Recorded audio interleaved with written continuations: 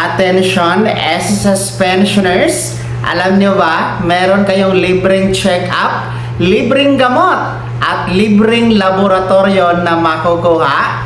Paano? Yan ating pag-uusapan sa episode na ito.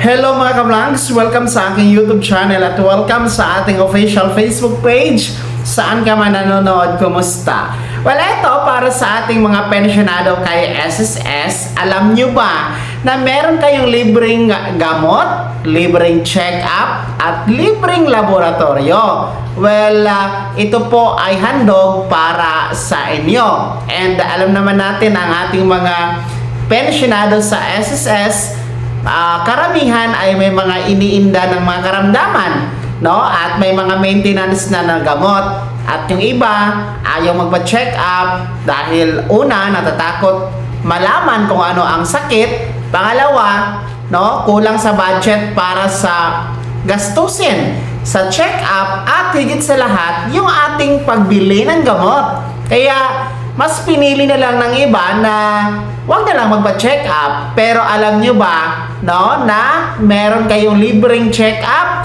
libreng gamot, at libreng laboratorio, mga SSS pensioners. Well, ang ating mga SSS pensioners kasi considered as mga senior citizen na din po ito. Kasi nga, 60 years old pataas na ikaw ay kwalipikadong mag-pension kay SSS. Well, ang sinasabi nating libreng gamot, check-up at laboratorio ay nasa ilalim po ng Yaman sa Kalusugan Program or YAKAP na handog po na programa ng PhilHealth.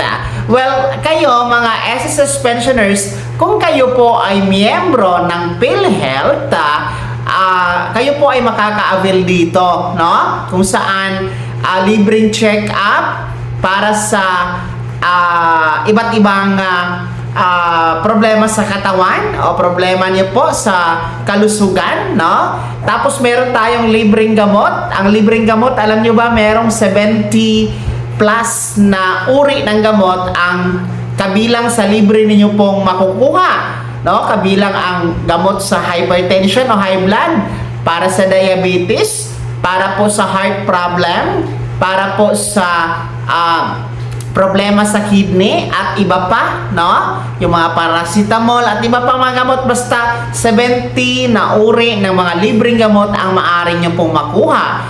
And pangatlo, yung ating libreng laboratorio. Meron tayong laboratory for ihi sa dugo, sa dumi, no? Meron tayong libreng x-ray, meron tayong libre na mammogram, no? Meron tayong cancer testing mga ka-vlogs, screening, kumbaga, no? Meron tayong mga ganon, libre lamang yan under the YAKAP program ni PhilHealth. So, ang gagawin nyo lang, mga SSS pensioners, ay magpalista kayo sa PhilHealth office kung malapit kayo, no? Or di kayo naman po, pwede po sa eGovPH na app. Tapos hanapin niyo po ang PhilHealth, no? Pwede kayo magpalista dyan online. Or di kayo naman po pumunta kayo sa napili ninyo na clinic or hospital na accredited po ng YAKAP ni PhilHealth. Makikita nyo naman yan sa labas ng hospital na may nakalagay na YAKAP accredited. Or itanong nyo lang po sa mga clinic, no? Kung sila ay YAKAP ni PhilHealth na accredited. Okay? And then after magpalista, magkaroon kayo niya ng appointment schedule para sa inyong check-up, no? And then pagpunta nyo doon, i-check up kayo ng doktor, tapos bigyan kayo ng recommendation kung kailangan nyo po magpa-laboratory, no? Huwag kayong mag-alala, libre lang yan. And then yung gamot, bibigyan kayo ng doktor ng reseta. Yung reseta, meron niyang special barcode kung saan yun po yung bibigay ninyo sa mga parmasya na accredited sa YAKAP na libreng gamot. Well, anyway, ituturo yan sa inyo ng doktor kung saan po pwede. Okay? Ibigay na parmasya yung inyong reseta para ibigay yung inyong libreng gamot para sa inyong mga karamdaman o problema sa kalusugan. So, ayan ha mga pensionado ni SSS, no?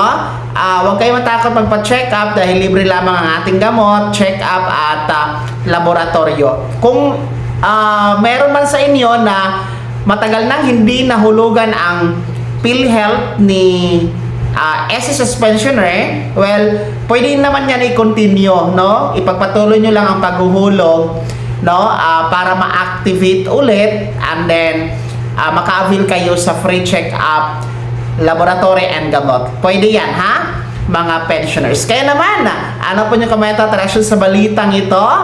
Mga pensioners ni SSS, naka-avail na ba kayo dito sa Yakap free check-up, laboratory and gamot? Pangalawa, sino sa inyo dito ang mga ngayon pa lang alam na merong ganito na libre? At pangatlo, sino sa inyo dito ang mga hindi na miyembro sa PhilHealth? Ibahagi niyo po sa comment section na nasa baba. Maraming salamat sa pagtutok. God bless. Mag-ingat mga ka-vlogs.